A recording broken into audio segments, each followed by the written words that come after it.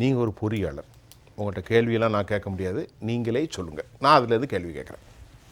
இப்போ நம்ம ஒவ்வொரு ஆண்டும் நம்ம ஆற்றுல தண்ணி வேணால் போயிட்டுருக்குதுன்னு சொல்கிறதே முதல்ல தவறு. ஏன்னா டோட்டலாக 1990 2022 வரையில் மொத்தமாக கீழணைக்கு கீழே கொள்ளிடத்தில் இருக்கிற குறுக்க இருக்கிற கீழணைக்கு கீழே லோயர் அணைக்கட்டுக்கு கீழே வெளியில் போன தண்ணின்னு எடுத்துக்கிட்டிங்கன்னா அதை அந்த மொத்தத்தையும் கூட்டி அந்த 32 வருஷத்தால் வகுத்தாலே 62 டிஎம்சி ஆவரேஜாக 62 டிஎம்சி.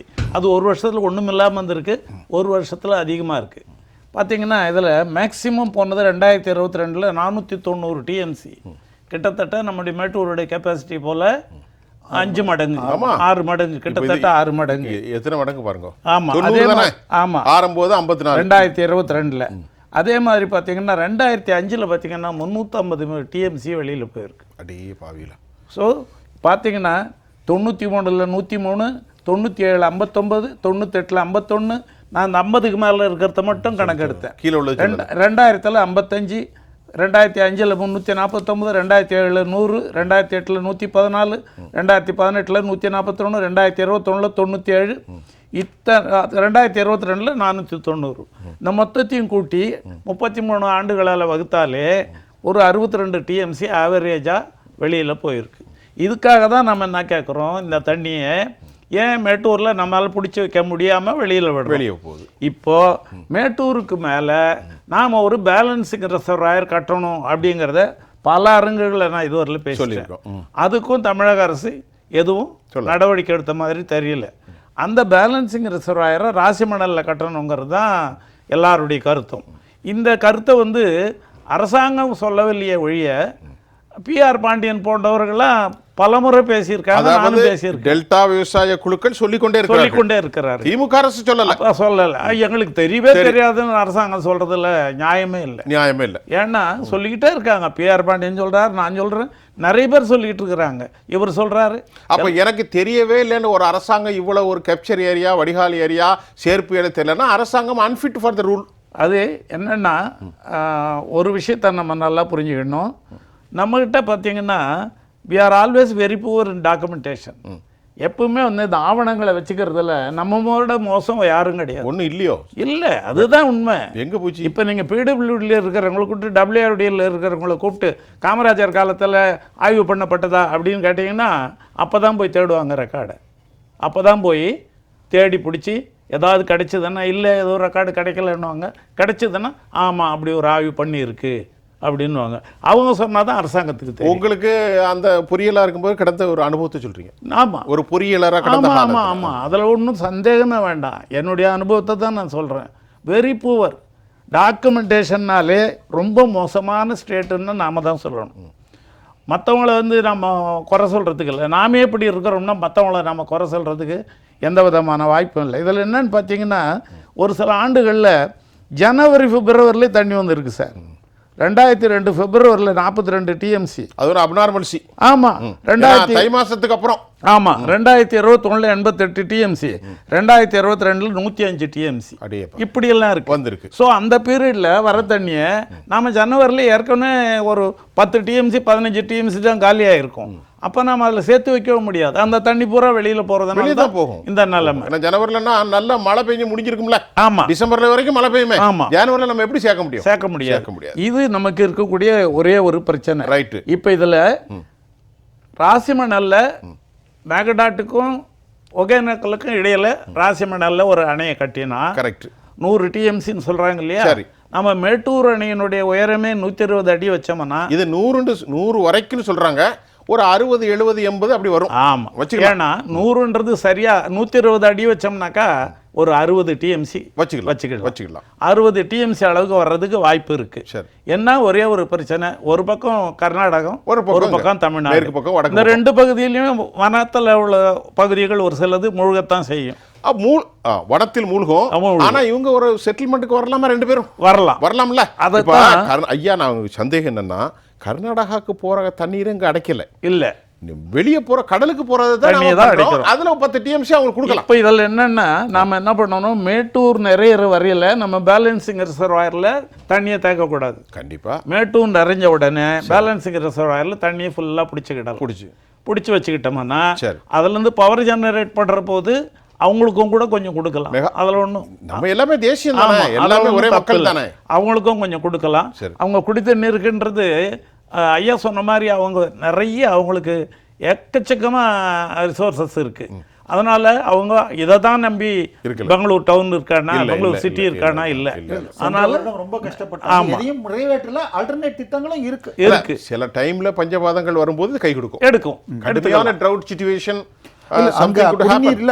அங்க நிலத்தடி நீர் மிஞ்சி போனா ஒரு 5 ல இருந்து 8 டிஎம்சி எடுப்பாங்க ட்ரிங்கிங் வாட்டருக்கு. எடுக்கிறதுக்கு நம்ம அனுமதி கொடுக்கலாம். 60 இருக்கும்போது நம்ம தாராளமாக கொடுக்கலாம். அதே மாதிரி பவர் ஜெனரேஷன் நம்ம அவங்களோட ஷேர் பண்ணிக்கலாம்.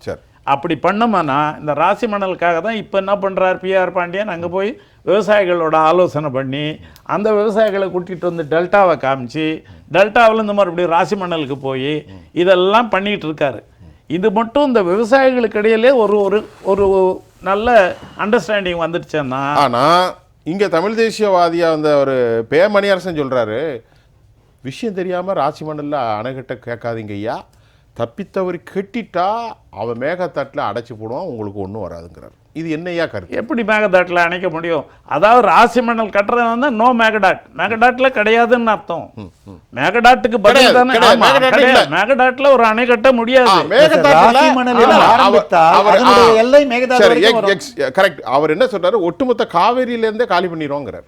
இல்ல இல்ல இல்ல. இப்போ நான் என்ன கேட்குறேன், அவர் சொல்றாரு இல்லையா, ஒரு பைத்தியகாரமான விஷயத்தை நான் உங்கள்கிட்ட கேட்குறேன். 2007 வேர்டிக்ட் ஹேட் பீன் இஷ்யூட். இது நாம் ஒரு சாவரினிட்டியில் இருக்கக்கூடிய ஒரு இன்டெகிரேட் கண்ட்ரி. அப்போ இருக்கக்கூடிய வளங்கள் அனைவருக்கும் பிரித்து கொடுக்க போகணும். 2007 கிளியராக வந்துச்சு. அதுக்கப்புறம் நம்முடைய அம்மையார் வந்து கெசட்டில் 2013 வரைக்கும் திமுக ஆட்சியில் இருந்தும் கெசட்டில் ஏற்றலை. அம்மையார் மத்தியிலையும் மாநிலத்திலையும் திமுக 2011 இருந்தது. அம்மையார் வந்து வழக்கு போட்ட பிறகு 2013 அது கெசட் பண்ணப்பட்டது. அதுக்கப்புறம் 16/5/2007 தான் வேர்டிக்ட் இஷ்யூ பண்ணது. 16/2/2010 கன்ஃபார்ம் ஆயிட்டு. அதுக்கப்புறம் ஒரு செட்டில்மெண்ட் வந்து அமைதியா 2 பேர் இருக்கணும், இருக்கிற வளத்தை பிரிச்சுக்கிடணும். ஆனா இன்னைக்கும் திறந்து விட மாட்டேன்னு சொல்றது, குமாரசாமி சொல்றது, இது ஒரு மாக் டெமோக்ரஸி. ஆமா, அதுக்கு என்ன காரணம் பார்த்தீங்கன்னா, இந்த காவேரி அப்படின்னு ஒரு இஷ்யூ வரும்போது கர்நாடகத்தில் இருக்கிற எல்லாரும் ஒன்னாயிடுறாங்க. இந்த உதிரி கட்சிகள் இருக்குல்ல, நேத்து வாட்டாள் நாகராஜன் எல்லாரும் ஒரு ரோட்ல ஏயா படுத்து கிடக்கான்னு கேட்டா ஒசூரை எனக்கு கொடுன்னு கேட்குறேன் கணக்கு. இது மாதிரி இவங்க எல்லாரும் ஒன்றாயிடுறாங்க. ஆனால் தமிழ்நாட்டில் இந்த காவேரிக்காக ஒரு கூட்டம் போட்டால் கூட, ஒரு குழு அமைச்சு எல்லாரும் வாங்க பேசலான்னா கூட போடுறாங்க, எல்லாரையும் கூப்பிட்றது இல்லை. இங்கே பெரும்பாலான கட்சிகள் அவங்க கூப்பிட்டாலும் வர்றதில்லை.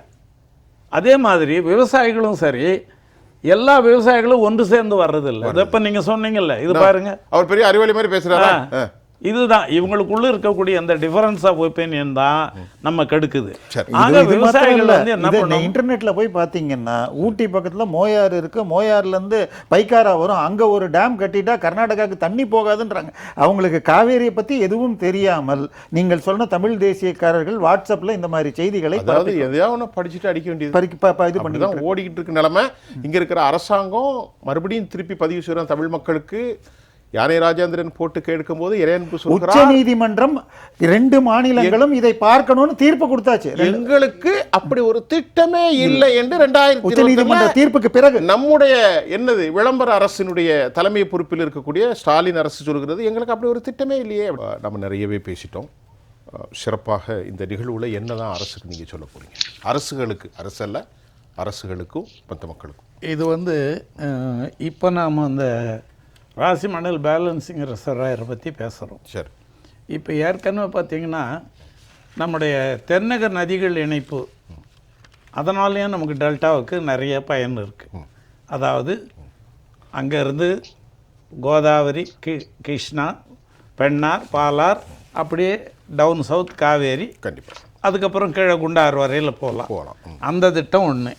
இன்னொன்று ஐயா சொன்னார்ல, இது வந்து அங்கே பார்த்தீங்கன்னா பம்பா அச்சன் கோயில் வைப்பார் லிங்க். ஆமாம் ஆமாம். இந்த ரெண்டும் வந்து ஏற்கனவே அந்த தென்னக நதிகள் இணைப்பு திட்டத்தில் இருக்குது. இருக்கு. இதுவரையில் காங்கிரஸ் அரசாங்கம் அதை கண்டுக்கல மத்தியில். இந்த அரசாங்கம் முதல்ல வந்த உடனே சொன்னாங்க நாங்கள் அதை உடனே இம்ப்ளிமெண்ட் பண்ணோன்னாங்க. இன்னைய வரல அதை பற்றி யாரும் பேசுறதே இல்லை, பேசலை. ஆக நமக்கு எல்லாம் இப்படி ஒரு அரையும் குறையுமா இருந்ததுன்னா தமிழக விவசாயிகளோட நிலைமை ரொம்ப பரிதாபத்துக்குரியதாக போயிடும். ரொம்ப மோசமான இஷ்யூ ஆயிடுச்சு.